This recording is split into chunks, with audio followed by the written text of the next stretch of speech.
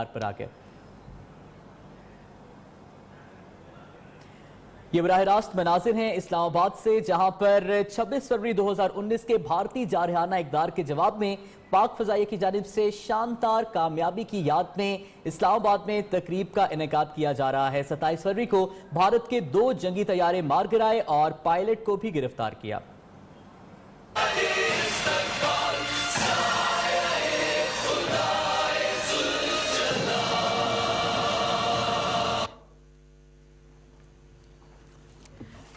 اسلام آباد میں یہ خصوصی تقریب جاری ہے۔ وزیراعظم پاکستان عمران خان اس تقریب میں بطور مہمان خصوصی موجود ہیں، جبکہ ان کے ہمراہ وزیر خارجہ شاہ محمود قریشی بھی موجود ہیں۔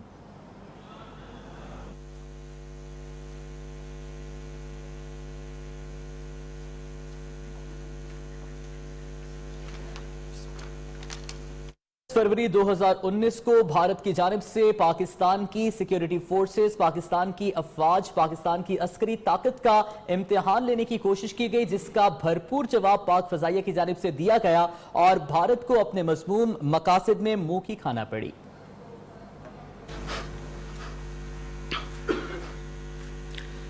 بسم اللہ الرحمن الرحیم۔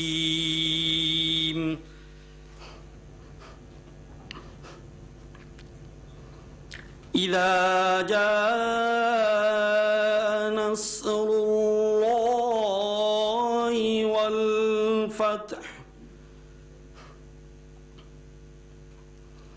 ورأيت الناس يدخلون في دين الله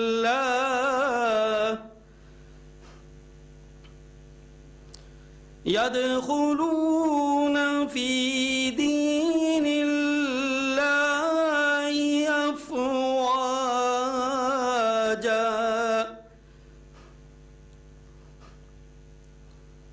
فسبح بحمد ربك واستغفر إنه كان توابا صدق اللہ العظیم۔ ارشاد رب العالمین ہے، جب اللہ کی مدد اور فتح آ جائے اور تم دیکھو کہ لوگ فوج در فوج اللہ کے دین میں داخل ہو رہے ہیں، تو اپنے پروردگار کی تعریف کے ساتھ تسبیح کرو اور اس سے بخشش کی دعا مانگو، بے شک وہ بڑا توبہ قبول کرنے والا ہے۔ وما علینا الا البلاغ المبین۔ بڑا توبہ قبول کرنے والا ہے۔ وما علینا الا البلاغ المبین۔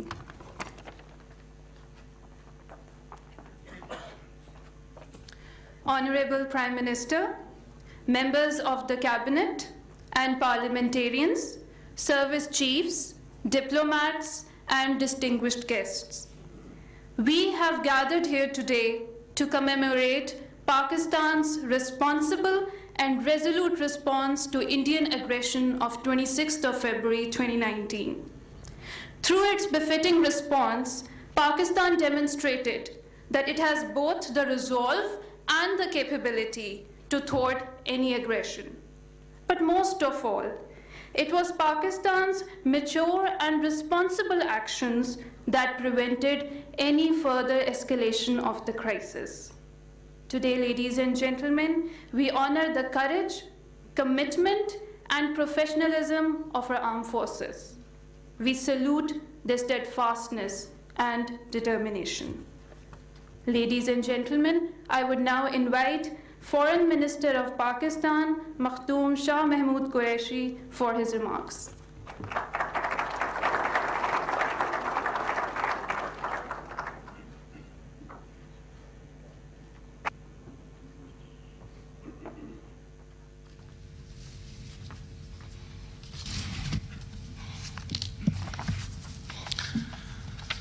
Bismillah ar-Rahman ar-Rahim.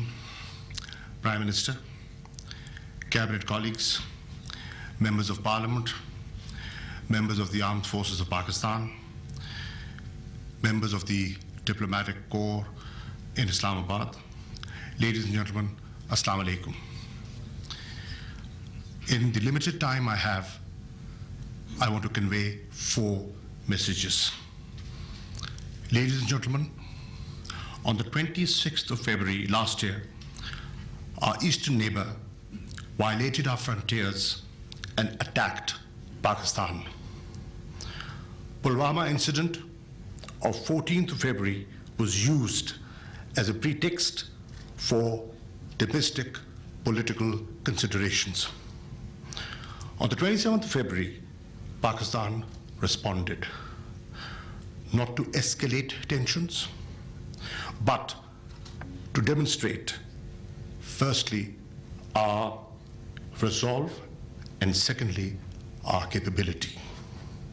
My first message to our eastern neighbor is, do not think of any ill-considered misadventure, because if you do, we will respond and respond immediately as our right to self-defense. A peaceful neighborhood is not only our need, because it is in sync with the PTI manifesto, it is our desire as well. And I quote you, Prime Minister, your very first statement before you took oath was, you take 1 step towards peace, we will take 2. You have consistently held this view that there is no military solution to the Afghan conflict. The only sensible way forward is a negotiated political settlement. That has been your consistent view. We are glad, ladies and gentlemen, that today there's a regional, global convergence to this point of view. It has evolved over years. Pakistan is not only a partner in peace, it has facilitated the peace process in Afghanistan and is being recognized for that. Pakistan is a strong advocate for an inclusive intra-Afghan dialogue as soon as the peace agreement is signed, inshallah, on the 29th of April in Doha.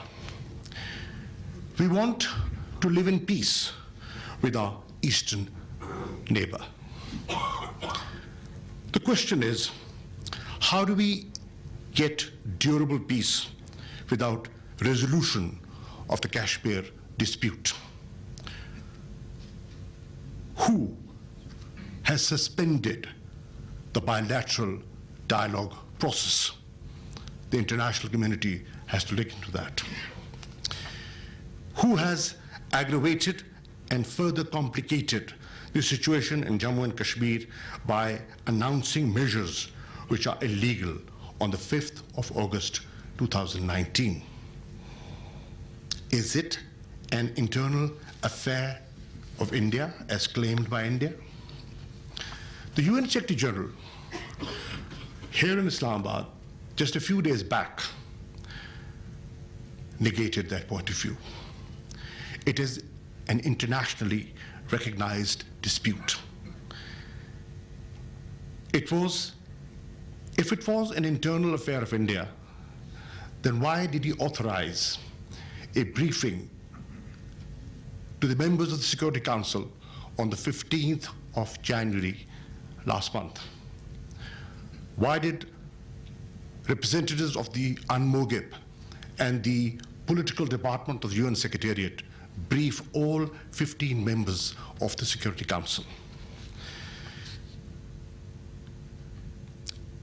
Can we, or should we, completely ignore the 2 reports of the UN High Commissioner for Human Rights? Can we overlook the debate that has taken place in the European Parliament vis-a-vis human rights violations in Indian-occupied Jammu and Kashmir? Have you not seen how the chair of the all parties parliamentary group on Kashmir in the House of Commons was deported from Delhi just a few days ago. She wanted to visit Srinagar to see the situation on the ground and report to the House of Commons. Can two nuclear states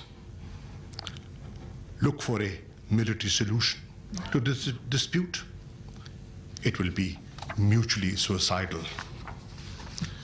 So my second message is to the international community: this drift from multilateralism to bilateralism and from bilateralism to unilateral action is dangerous for peace and stability in South Asia.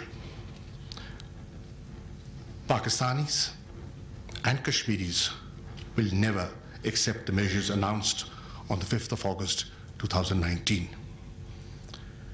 Kashmir is a festering wound, and it will not heal by looking the other way because of political expediency. Pakistan is a diverse country. We have 4 federating units. We speak different languages. We are a parliamentary democracy. We are associated with different political parties in Parliament of Pakistan. But we speak with one voice on Kashmir. All institutions are on the same page. So my third message is that governments can come and go. Individuals leading institutions can change with time. The political consensus that has evolved over the years on Kashmir remains constant. And the Parliament of Pakistan has recently demonstrated that twice through 2 unanimous resolutions passed by the joint session. My fourth and final message is for the armed forces of Pakistan, who are represented here through their chiefs. The nation is proud of you, and we recognize your sacrifice in defeating terrorism. Your sacrifice is part of our history. This journey from terrorism to tourism was one. We salute your resolve and gallantry, and you enjoy the confidence of the entire nation. Prime Minister, the international community appreciated your far-sightedness and your statesman-like behavior when you returned the Indian pilot unconditionally. So in conclusion, I want to share with you, and I want to give this message. India has tried to subjugate Kashmiris by deploying almost 900,000 troops in the occupied Jammu and Kashmir. They've enacted laws, draconian laws, like the Public Safety Act. But they will never succeed in subjugating the resolve of the Kashmiris. They have failed, and they will continue to fail in that. Pakistan has and will continue to support the struggle for right to self-determination. Let the world see that they demolished the historic Babri Mosque and we built the Kartarpur corridor.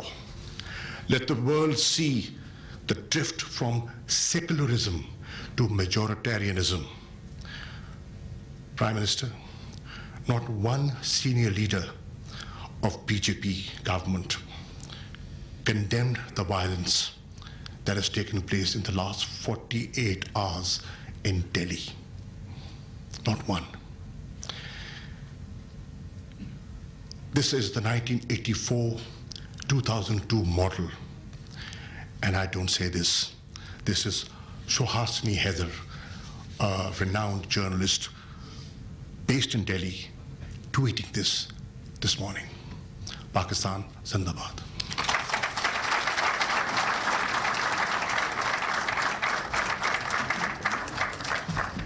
Thank you, sir, for your remarks.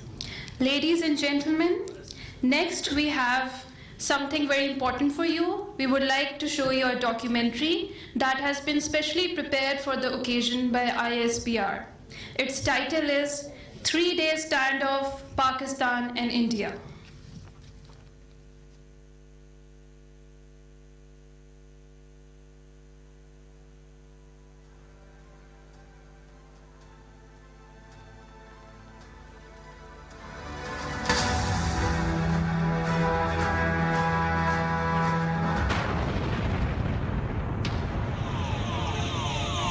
February 2019, a day when an incident at Pulwama triggered a sequence of events in the region. A young Kashmiri freedom fighter blew himself against a bus carrying Indian Central Reserve Police Force soldiers, killing over 40 of them. India immediately accused Pakistan for the incident, while the Prime Minister of Pakistan offered, अगर आपके पास कोई actionable intelligence है कि Pakistan involved है, वो हमें दे कि हम action लेंगे.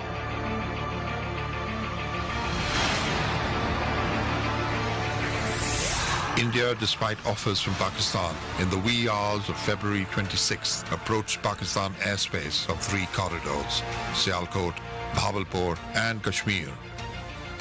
In the Kashmir sector, 4 Indian aircrafts entered 4 to 5 nautical miles inside Pakistan airspace.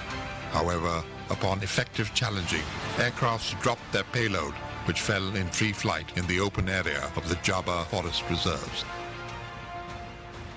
India initially claimed targeting of a Jaish madrasa and the killing of over 300 militants in the compound. It will be premature to say that what is the number of casualties we have been able to inflict. India kept changing claims,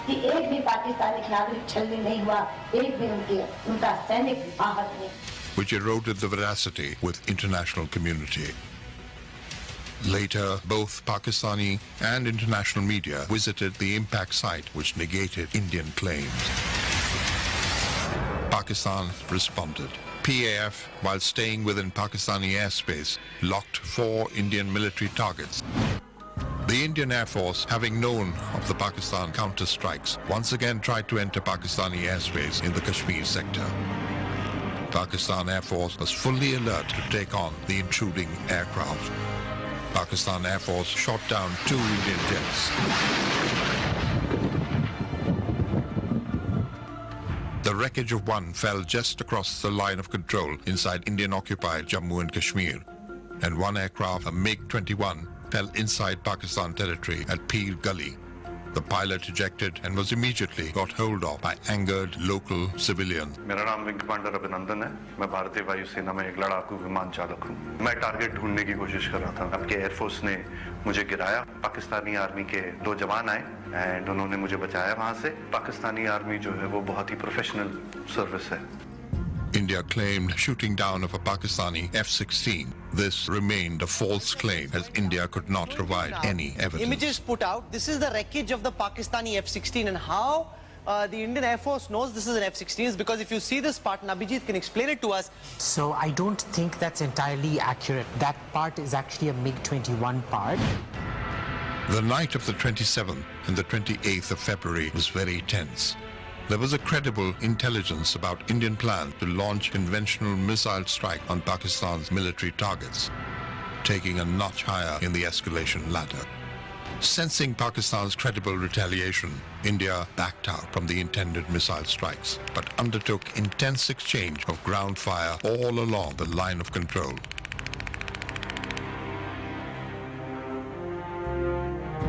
The Prime Minister of Pakistan announced the return of the Indian pilot. हम as a peace gesture हम उसको कल रिहा करने लगे हैं हिंदुस्तान को वापस.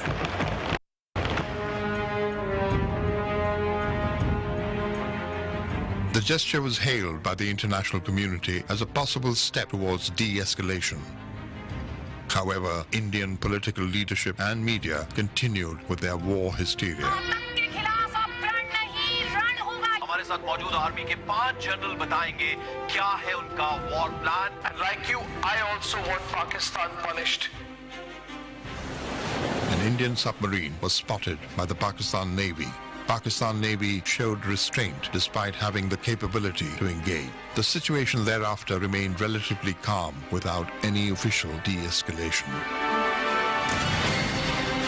South Asia once again narrowly escaped a major catastrophe. Pakistan feels that the current regional stability matrix remains disturbed due to the presence of a belligerent regime which is hostage to the concept of Hindutva, Indian offensive orientation, which seriously impacts upon regional stability.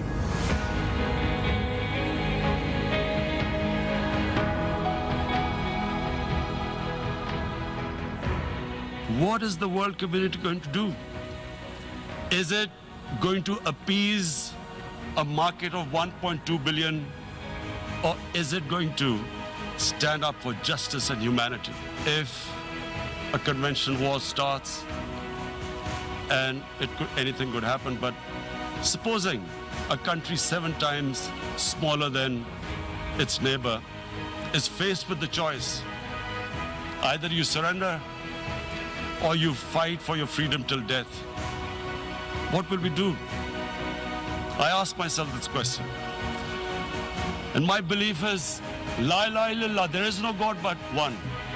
And we will fight. And when a nuclear armed country fights to the end, it will have consequences far beyond the borders.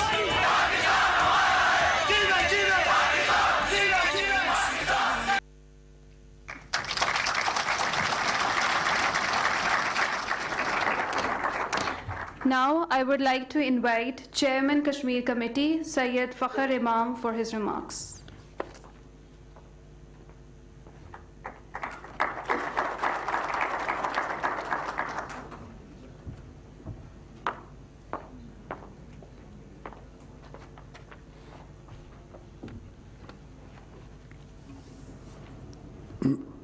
Bismillahirrahmanirrahim. The Honorable Prime Minister of Pakistan, honorable members of the Cabinet, honorable parliamentarians, honorable service chiefs and the senior officers and all the gentlemen who represent the armed forces of Pakistan, the honorable diplomats, ladies and gentlemen, Assalamu alaikum. Today is a day of commemorating what this country was established for, that the Muslim majority areas sought a separate homeland under the leadership of the Honorable Qaid-e-Azam Muhammad Ali Jinnah. Under his dynamic, far-reaching, long-term, what in modern terms is called vision, he sought that the two communities which had lived together would not be able to live in harmony forever. And what has transpired in the last 6 years, and in particular since the 5th of August 2019, has justified Qaid's way of looking at how the newly independent states of Pakistan and India would evolve. Under the very myopic, tyrannical, and extraordinarily short-sighted policies of the triumvirate of Prime Minister Modi, Amit Shah, and Doval, the three, I think, are the triumvirate who drives India's philosophy today. In the haste to establish the hegemony of India, which the more sophisticated leadership under Mahatma Gandhi or Jawaharlal Nehru, under an Indian constitution which was evolved in 1950, the symbols were secularism, pluralism, and democracy. Each one of those symbols of India's newly independent state have been suitably demolished, and in a manner, in a way, and in a method which the world can see at large.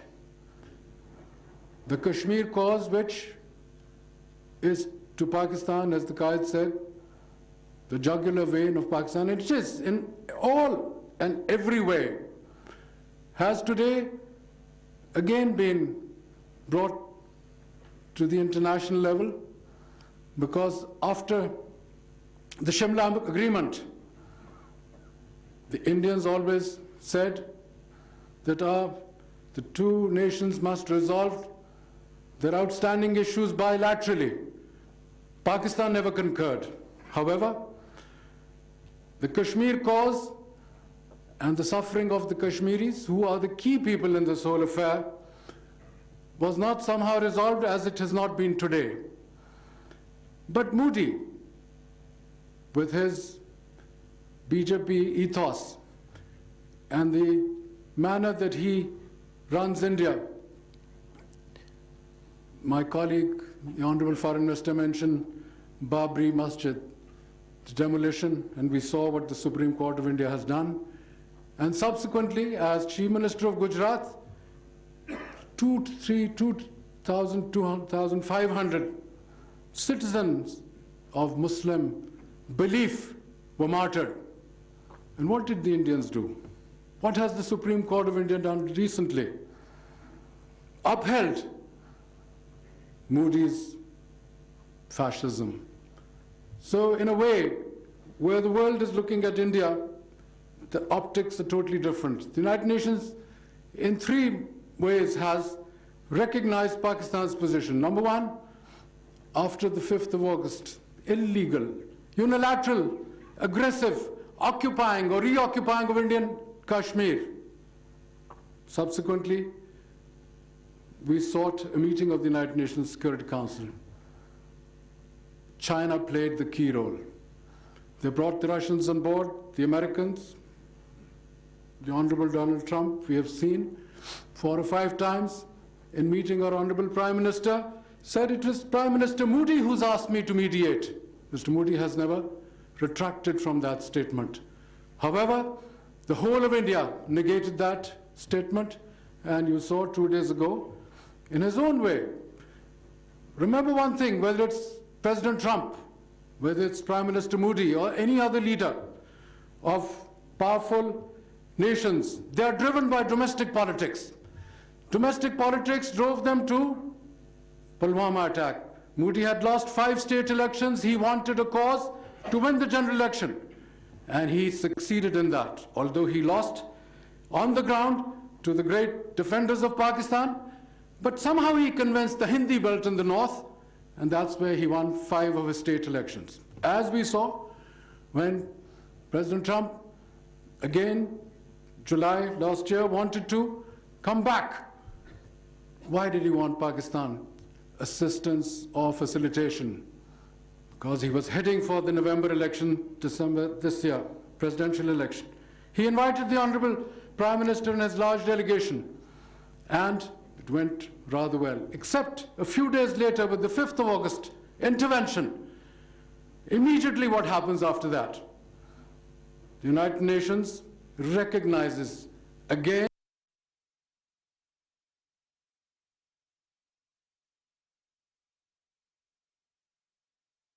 in 1948. And the instrument of accession, which was the methodology under which they had to choose between India and Pakistan, was negated when they said through the resolution that it will be plebiscite through which the Kashmiris will choose their future course of action. That stands till today, now recognized twice, 16th of August last year, 15th of January this year. So our stand and the Kashmiri stand remains absolutely correct. And then the United Nations Secretary General, as the Honorable Foreign Minister has said, I don't think, actually he's a higher level, not just a politician or a leader. He's a statesman in the true sense of the word. He had been the president of the Socialist International Organization. He represents a certain mind, which is help the weak against the strong. And that's what the UN Charter says also. That's what the League of Nations Charter said. But despite these charters, the strong are not always willing to look at the weak. And that is the real issue as far as the Kashmiris are concerned. There are 4 parties really involved on the Kashmir issue. From our side, the Kashmiris in Indian-occupied Kashmir, Azad Kashmiris, which includes Gilgit-Baltistan, and those of the Kashmiris who live outside in the world. And we, the Pakistanis, are the core. Because, as the Honorable Quaid-e-Azam said, partition plan is not complete without resolving the Kashmir issue. That is the key element today. The United Nations has given us the stamp. They don't have the authority to carry out. It has to be the permanent 5 members. And as our Honorable Prime Minister in his most effectively portrayed speech on the 4 elements that he spoke of, which were climate change, money laundering, Islamophobia, and most of that speech was on Kashmir. I say it to his face here because I feel in the last 40 years at least, the Pakistan case has never been better articulated to the people present there and to the rest of the world. Today, after Mr. Trump's visit, we, the Pakistanis, we are now 220 million. This part of Pakistan was 30 million when we became an independent sovereign state. We lost, unfortunately, half our people. But today, we should not always look to others. We should make the resolve that unless and until we, each citizen of Pakistan, wherever he or she is, stand up for their rights and protect ourselves as competitors to the rest of the world. It's been far too long, that 57 Islamic or Muslim states, despite the trillions of dollars that they've had, we have never been able to come up to that level of excellence, that level of performance which the world expected, especially the state of Pakistan, to do.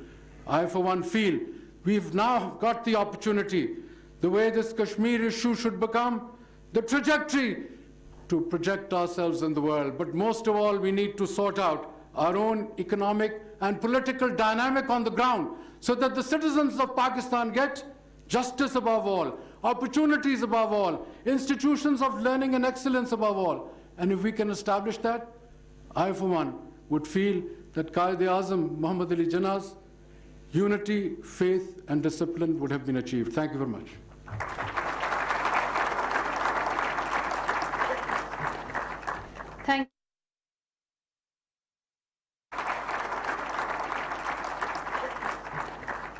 Thank you, sir.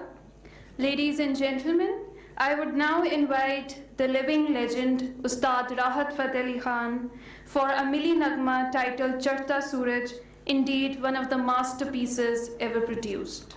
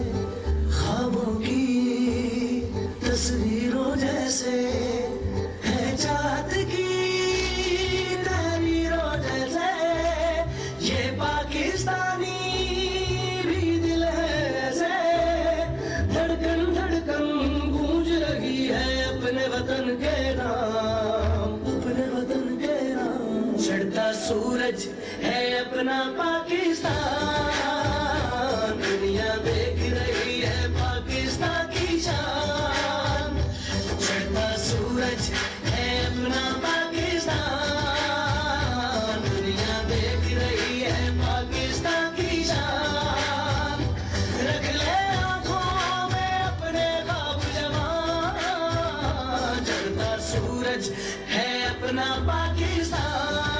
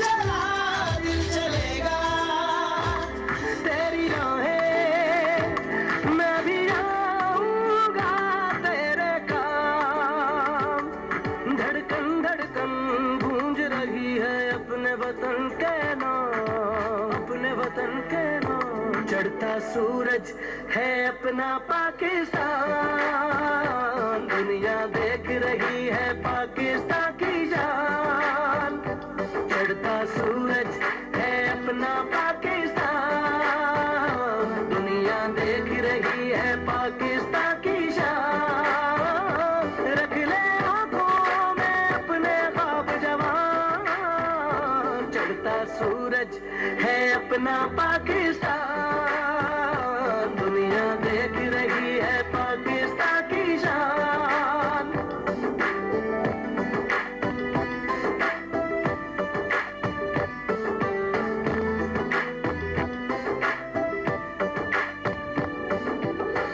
हैं जितने सुख तेरे दिए हैं सुख हम तेरा लाए हैं जिन पैरों को याद है मंजिल रुक न कभी वहाँ पाए हैं है साथ जुड़ी जंजीरों जैसे सच निकली जो ताबीरों जैसे धड़कन धड़कन गूंज रही है अपने वतन के नाम अपने वतन के नाम चढ़ता सूरज है अपना पाकिस्तान दुनिया देख रही है पाकिस्तान की जान चढ़ता सूरज है अपना पाकिस्तान दुनिया देख रही है पाकिस्तान की जान तेरी रोशनी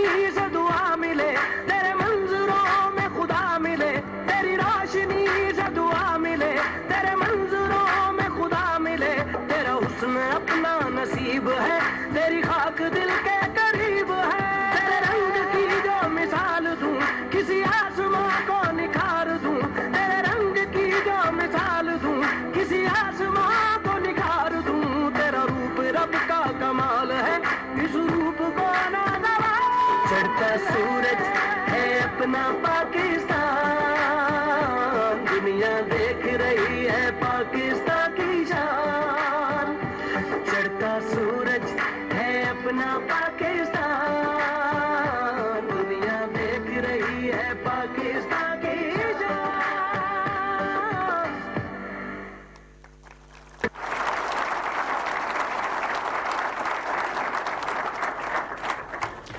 Thank you, Rahat Saab, for such a soulful performance. Now, ladies and gentlemen, I would like to invite Honorable Prime Minister of Pakistan, Mr. Imran Khan, for his keynote address.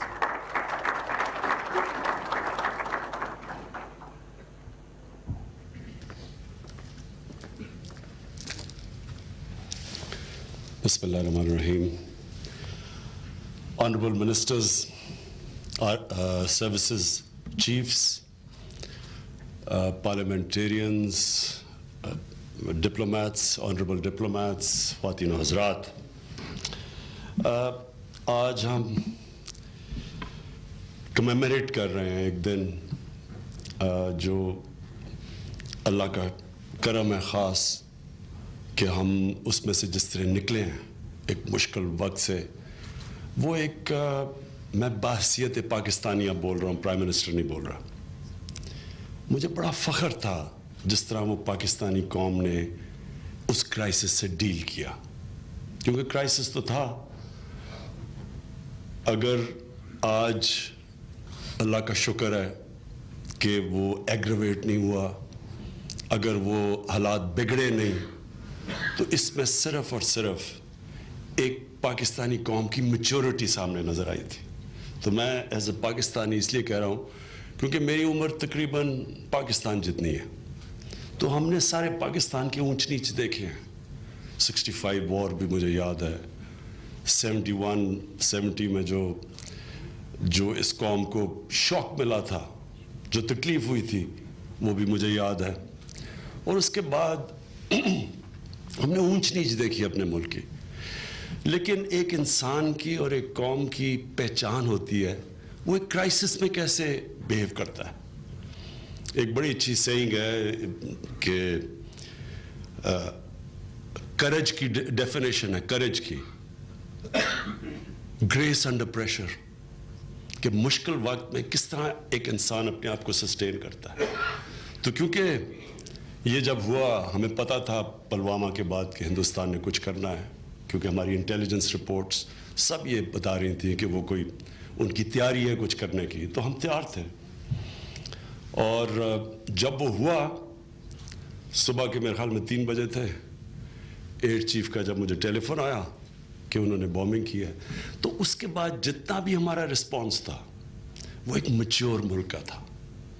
صرف یہ نہیں کہ جس طرح ہماری ایئر فورس نے respond کیا, جو ہماری فوج تیار تھی لائن آف کنٹرول کے اوپر جس طرح کی حرکت ہوئی اور ہماری فوجی جس طرح کھڑے رہے, اور پھر جو نیوی نے وہ سبرین کے اوپر وہ بھی ہمیں پتا چلا اس کے اوپر لاک آن کیا, کچھ کر سکتے تھے نہیں کیا, ریسٹرین کیا, جس طرح ہم نے پائلٹ واپس کیا, وہ ایک میچور قوم کی نشانی تھی. اور یہاں میں اپنے میڈیا کو کہنا چاہتا ہوں کہ ہمارا جو میڈیا کا رسپانس تھا, ہمارا میڈیا نے میچورٹی دکھائی. آپ کانٹراسٹ کریں جو ہندوستان میں ہو رہا تھا, جو ان کا میڈیا کا رسپانس تھا, جو ان کے پولیٹیشنز کا, اور کانٹراسٹ کریں جو پاکستان میں ہو رہا تھا. بالکل ایک میچور قوم بن کے سامنے آئی, ایک کرائسس کو ٹیکل کیا. ہم پینک بھی کر سکتے تھے. جب پتا چلا صبح 3 بجے جب پتا چلا کہ انہوں نے بومبنگ کی ہے, ہمیں تو نہیں پتا تھا اس وقت کہ کیجولٹیز ہوئی ہیں یا نہیں ہوئی. ہم نے پہلے تیاری تھی کہ ہم نے کدھر ان کو ہٹ کرنا ہے, تو اسی وقت رسپونڈ کر سکتے تھے. لیکن ہم نے انتظار کیا, اگلے دن ریئلائز کیا کہ نہیں کیجولٹیز ہوئی. جب کیجولٹیز نہیں ہوئی تو پھر اکارڈنگلی رسپونڈ کیا. اور پھر سے میں ریپیٹ کرتا ہوں, جو پائلٹ سے کیا, یہ ساری ریفلیکٹ کرتی ہیں کہ ایک قوم میچور ہو چکی ہے. اور مجھے بڑے فخر ہوا اپنی قوم کے اوپر جس طرح انہوں نے ڈیل کیا. اور میں پھر سے عوام کا کیا ریئیکشن تھا, پولیٹیشنز کا کیا ریئیکشن تھا, اسمبلی کے اندر کس طرح ہم نے ساری اختلافات کے باوجود ساری پولیٹیکل پارٹیز ایک پیج پہ آئیں.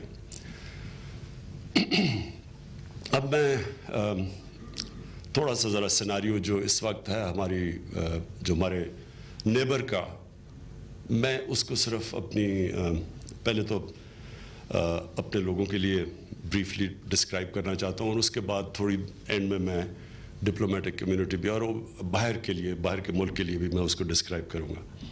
دیکھیں اس وقت جو مسئلہ ہے, ہندوستان ایک بڑی مشکل میں پھنس گیا ہے. ہمارے ان سے جس طرح کے بھی تعلقات رہے, اونچ نیچ رہی ہے بیچ میں تو ہندوستان کو بڑی اچھی طرح جانتا ہوں. کرکٹ کی وجہ سے مجھے شاید ہی کسی پاکستانی کو اس طرح کی پذیرائی ملی اور رزق ملا ہو جو مجھے ملا ہندوستان میں.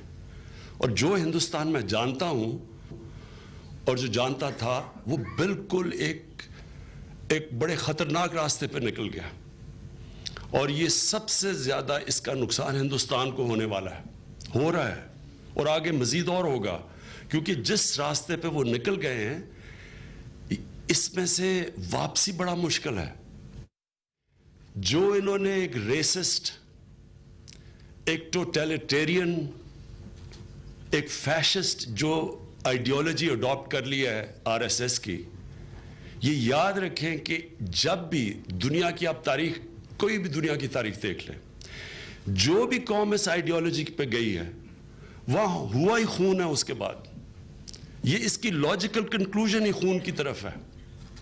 کیونکہ جب آپ ایک multi ethnic, racial, religious community کو جب آپ یہ کہتے ہیں کہ ایک ریس سب سے سپیریئر اور ایک دین باقی انفیریئر ہیں, اور پھر آپ نفرت کے اوپر بلڈ کرتے ہیں کہ اگر آپ اور اوپر اس لیے نہیں پہنچے کیونکہ اس ہیومن کمیونٹی کا قصور تھا, تو آپ نفرت کے اوپر جب یہ بلڈ کرتے ہیں, آپ کہیں بھی دنیا میں اٹھا کے دیکھ لیں, یہ ہوتا ہی خون ہے اینڈ میں جا کے.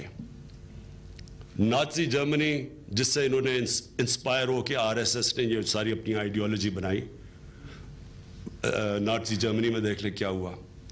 اس کے علاوہ روانڈا میں دیکھ لیں, ساؤتھ افریقہ میں جدھر ایک ریس اوپر آ گئی اور باقیوں کو انہوں نے کیا ان باقیوں سے. میانمار میں دیکھ لیں, ادھر ایگزیکٹلی یہی ہوا کہ وہ بھی بدھسٹ ایک ریس اوپر آئی اور دوسری مسلمانوں سے انہوں نے کیا. بوسنیا میں کیا ہوا, کہ جب سربین نیشنلزم اوپر گئی, انہوں نے جو قتل عام کی وہاں, یہ لاجکلی یہ اس طرف ایک ہی طرف جا رہی ہے. ایک انہوں نے ہندوتا ایک فلسفی جو وہ اوپر لے آئے ہیں اور وہ نفرتیں پھیلا رہے ہیں مسلمانوں کے اوپر اور اس کے بعد کرسچنز کے اوپر, اور پھر یہ باقی بھی ساری ان کی جتنی بھی مائنورٹیز ہیں آخر میں اس کی طرف بھی جائے گی. اس کا نتیجہ اس لیے خوفناک ہے کیونکہ پیچھے ہٹنا یہاں سے بڑا مشکل ہے. اگر یہ یہاں سے پیچھے ہٹتے ہیں, ریسزم یہ جو انہوں نے اٹھا دی ہے, یہ ان کو پیچھے نہیں ہٹنے دے گی. آپ مارکسزم کا دیکھ لیں, جب کوئی مارکسسٹ آتے تھے تو ان کو کون جاتا تھا, جو الٹرا مارکسسٹ ہیں وہ ان کے پیچھے پڑ جاتے تھے. اس لیے یہ بڑا مشکل ہے. اب یہاں سے جو کشمیر میں انہوں نے کر دیا ہے, 80 لاکھ کشمیریوں کو اوپن جیل میں جو کیا ہے, اور جو یہ ہندوستان میں 2 انہوں نے لیجسلیشن لا کے بیسکلی 20 کروڑ مسلمانوں کو ٹارگٹ کیا ہے, اس سے پیچھے ہٹنا بڑا مشکل ہے. اور آگے جاتے ہیں تو یہ یاد رکھیں کہ ایک فیس کر رہے ہیں اس وقت کم از کم 50-60 کروڑ لوگوں کو, کیونکہ مسلمان 20 کروڑ ہیں, اس کے علاوہ بھی کرسچنز ہیں, سکھ ہیں, دالت ہیں, ٹرائبلز ہیں. یہ جتنے بھی یہ جو اب جب ہندوتا لے آئیں تو ان ساروں کو مارجنلائز کریں گے, اور جب آپ مارجنلائز اتنی بڑی مائنورٹی کو مارجنلائز کرتے ہیں, اس کی دنیا کی تاریخ میں یہ نہیں ہوا. اس طرح کے نمبرز جو میں آپ کے سامنے دے رہا ہوں, یہ دنیا میں کہیں ایسے نہیں ہوا. آپ تھوڑے سے لوگوں کو تو مارجنلائز تو ہوتے ہیں, اتنی بڑی مائنورٹی کو مارجنلائز کرنے کے بڑے سیریس کانسیکوینسز ہیں. تو ہندوستان پھنس گیا اب, اور اس کے لیے ورلڈ کمیونٹی کو مدد کرنی پڑے گی ان کی. اگر تو ورلڈ کمیونٹی ایکٹ نہیں کرے گی, اس میں سے نکلنا میرے خیال میں یہ آگے بڑے سیریس کانسیکوینسز ہیں اس کے. پاکستان کے لیے ہمیں فخر ہے اپنی آرمڈ فورسز پہ, ہمیں فخر ہے اپنی نیوی پہ, اپنی ایئر فورس پہ, اور اعتماد ہے جس طرح انہوں نے ریاکٹ کیا, کانفیڈنس ہے, پورا کانفیڈنس تھا. مجھے بڑی خوشی ہوئی, جنرل باجوہ بالکل گھبرائے نہیں ہوئے تھے, ایئر چیف بالکل نہیں گھبرائے ہوئے تھے جب کہہ رہے تھے کہ بڑی کیلکولیٹڈ ساری باتیں ہوئی ہماری.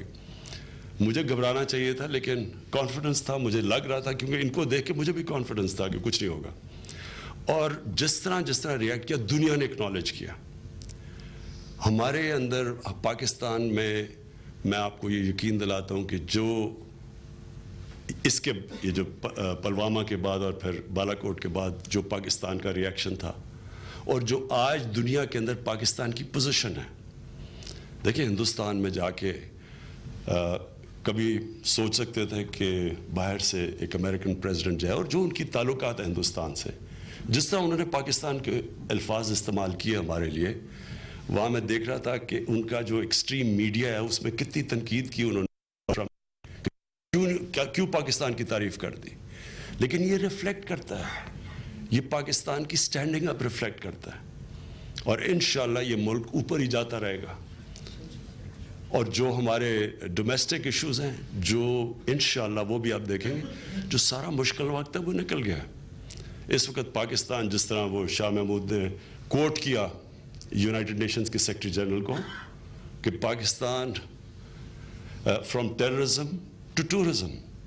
اور ٹیررزم کا میں صرف ایک بات کہنا چاہتا ہوں کہ شاید اس لیے اتنا زیادہ کانفیڈنس تھا ہماری سروسز چیفز کے اندر, کیونکہ انہوں نے بڑا مشکل, یہ جو ٹیررزم کے اگینسٹ جو جنگ لڑی گئی ہے, یہ بہت ہی مشکل جنگ تھی. وہ جنگ زیادہ آسان ہوتی ہے جو آمنے سامنے دشمن کے بیچ میں ہو. یہ جو جنگ ہوتی ہے یہ تو بڑی مشکل جنگ ہوتی ہے, جو آپ نے دیکھ لیا کہ دنیا کی اتنی بڑی سپر پاور بھی ہمارے ساتھ والے افغانستان میں آپ نے دیکھا کہ کتنا ان کے لیے مشکل رہا, نہیں جیت سکے. لیکن جو پاکستان کی جو سروسز کی جو پرفارمنس تھی, اس لیے ان کے اندر بڑا اعتماد تھا اور کانفیڈنس تھا. تو میں اپنی جو انٹرنیشنل کمیونٹی اور جو ڈپلومیٹس بیٹھے ہیں ان کے لیے میں ذرا تھوڑی سی بات کر دوں. To the honourable diplomatic community and to the international community.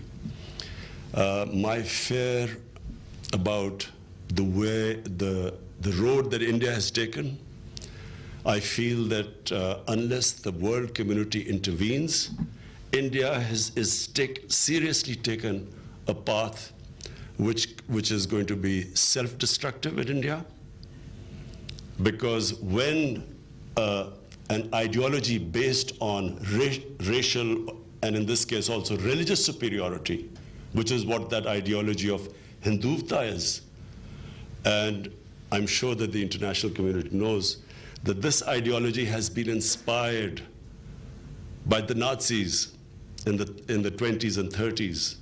And if you read the statements, the writings of the founding fathers of RSS, you will find that they admired the Nazis' idea of racial superiority and also their treatment of the Jews. And so that sort of ideology, when it takes over a country of over 1 billion people, nuclear armed, it has consequences. And therefore, I've been since 5th August last year, when Kashmir was unilaterally annexed, violating United Nations resolutions, bilateral agreement, Simla agreement with Pakistan, revoking their own constitution, Article 370. At that time, the world community didn't understand what was going on. So I tried my best to explain to world leaders. I tried to explain to them that this is just the beginning, that this ideology, which is stated in their manifesto about Hindu superiority, I explained to the world leaders that this is going to have consequences. Unfortunately, no one understood. And because India has such a great international image, the land of Ravi Shankar and Nirvana and gurus, no one actually understood what had happened to India.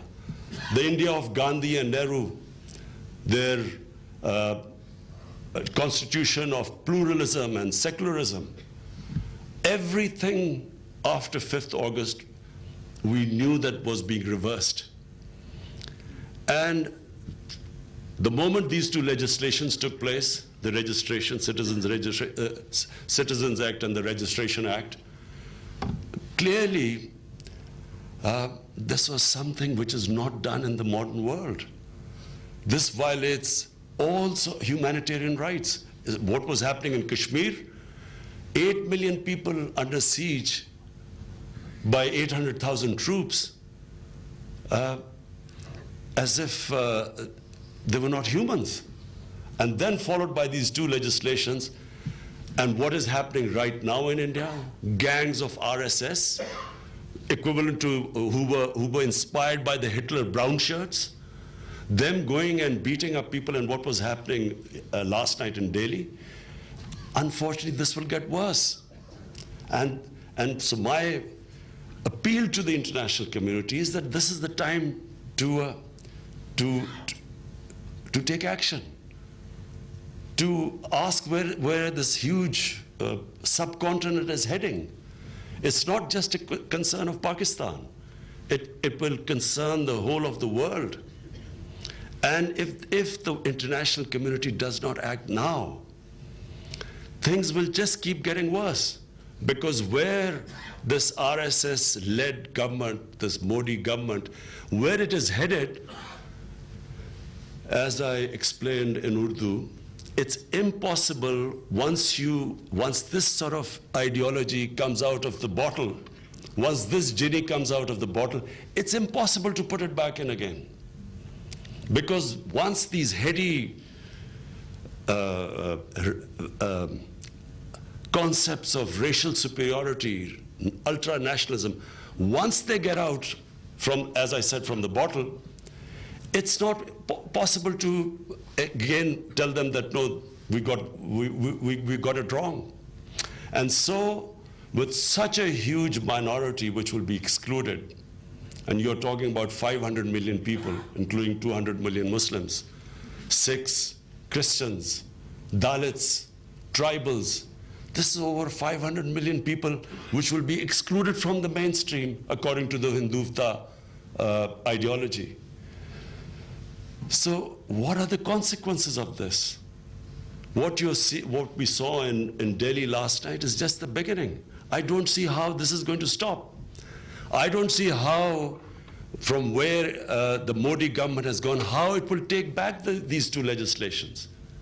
Because if, as I said, if they take them back, there will be a reaction from the ranks of these extremists, RSS groups, the same extremists, the RSS extremists who assassinated Mahatma Gandhi as being too soft on the Muslims. And therefore, I feel that the international community must take notice, or if not, if they don't act right now, at least they should observe what is going on. And my contention is it will only get worse, because I don't see how where India is headed, how they are going to reverse this situation. मैं आखिर में फिर से आज tribute पे करना चाहता हूँ अपनी आर्म फोर्सेस को. जिस तरह हमने हैंडल किया सारा, मैं अपनी कौम को ट्रिब्यूट पे करना चाहता हूँ. अपनी पॉलिटिकल जो हमारी लीडरशिप है नेशनल असेंबली में, जिस तरह उन्होंने अपने मीडिया को, कि हमारे मीडिया ने वो हरकतें नहीं की. हिंदुस्तान का मीडिया अगर आप देखें तो इतनी इमेच्योरिटी और इस तरह की चीज़ें वहाँ जो कही जाती हैं, यानी कोई भी दुनिया का रिस्पॉन्सिबल मीडिया इस तरह की हरकतें नहीं करता. कि यानी वो पूरी कोशिश करते हैं, एग ऑन करते हैं कि आप जंग हो जाए, मारो पाकिस्तान को, ये करो. सारी इलेक्शन कैंपेन ही लड़ी गई एंटी पाकिस्तान, पाकिस्तान को बुरा भला. वो जो हमने पायलट वापस किया, उन्होंने सारी कैंपेन ही ये चलाई कि जी इतना हमारे से खौफजदा थे कि उन्होंने पायलट वापस कर दिया. यानी वो बजाय ये कहने के कि एक कौम, एक मैच्योर कौम ये रियलाइज करती है कि मिलिट्री सॉल्यूशंस होती नहीं हैं. ये तो सिर्फ मिलिट्री अपनी कौम को डिफेंड करती है, जो हमारी मिलिट्री ने किया. लेकिन आप कोई भी मिलिट्री से मसले हल करने जाते हैं, दुनिया की तारीख ये बताती है कि आप मिलिट्री से एक मसला हल करते हैं, 5 और मसले खुल जाते हैं. आप अलकायदा के पीछे इराक में जाते हैं और आईसिस क्रिएट कर देते हैं. कहीं भी, जिस तरह अफगानिस्तान में हो, कहीं भी दुनिया में ये जो मिलिट्री सॉल्यूशंस, ये तो बिल्कुल एक लास्ट रिजॉर्ट होती है. लेकिन उन्होंने ये हिंदुत्व की फिलॉसफी उधर तक पहुंचा दी है कि उनको ये अपनी कौम को बता दिया है कि आपसे बड़ी कोई कौम है ही नहीं, आपसे कोई सुपीरियर लोग है ही नहीं. उन्होंने मुसलमानों की तारीख ही ख़त्म कर दी कि ताजमहल भी सुना किसी पता नहीं हिंदू ने बनाया था. वो सारा उन्होंने तारीख ही चेंज कर रहे हैं. उनकी आप फिल्में देखिए आके. वो मैंने गलती से एक फिल्म देख ली, मैंने समझा पानीपत के ऊपर फिल्म थी जो अहमद शाह अब्दाली की, वो बड़ी फेमस जंग थी. वो फिल्म देखी, वो कोई उस फिल्म के अंदर सिर्फ और सिर्फ हिंदुत्व है कि वो इतने बड़े विलन्स दिखा दिए मुसलमानों को कि मुझे फिल्म बंद करनी पड़ी आखिर में. कि वो लगा कि वो असल में वो अहमद शाह अब्दाली जीता नहीं था, वो जंग हार गया था. ये जो डिस्टॉर्शन हो रही है हिटलर हिस्ट्री की, ये कायद आज़म ने कहा था अपने, उन्होंने उनके आप एड्रेस पढ़े, उन्होंने कहा था हमारी हिस्ट्री फ़र्क है.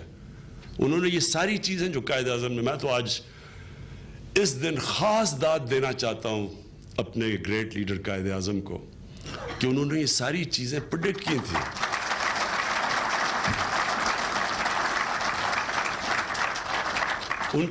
मैंने तो उनकी कोई 3-4 किताबें पढ़ी जिसमें उन्होंने ये सारी चीज़ें प्रेडिक्ट की थी.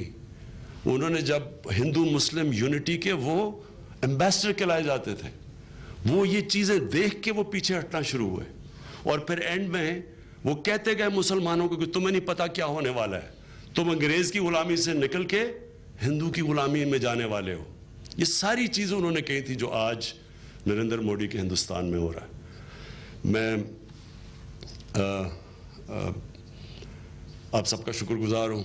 मैं अपनी कौम को आज ख़ास तौर पे इस दिन कहना चाहता हूँ कि इंशाअल्लाह जो हमारा मुल्क में जो जिस डायरेक्शन पे हम जा रहे हैं, इंशाअल्लाह आप देखेंगे कि ये वो अजीम मुल्क बनने जा रहा है जो हमारे ग्रेट लीडर कायद आज़म की ख्वाब थी. शुक्रिया.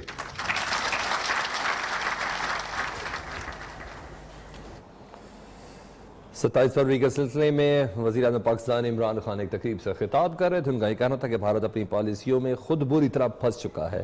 पाकिस्तान ने दहशतगर्दी के खिलाफ जंग न सिर्फ लड़ी है बल्कि जीती है।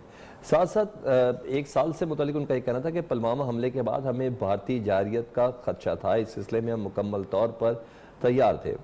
उनका ये भी कहना था कि हमारे पास इंटेलिजेंस रिपोर्ट थी। साथ साथ वज़ीर आज़म ने यह भी बताया कि पाकिस्तान ने जो कोई भी इक़दाम किए वो इंतहाई मैच्योर थे, लेकिन भारत की फ़ौज और उनका मीडिया नहायत गैर ज़िम्मेदाराना बयानात देता है। ये अब तक की अहम तरीन मज़ीद खबरों अपडेट्स के लिए देखते रहिए न्यूज़ पाकिस्तानियों।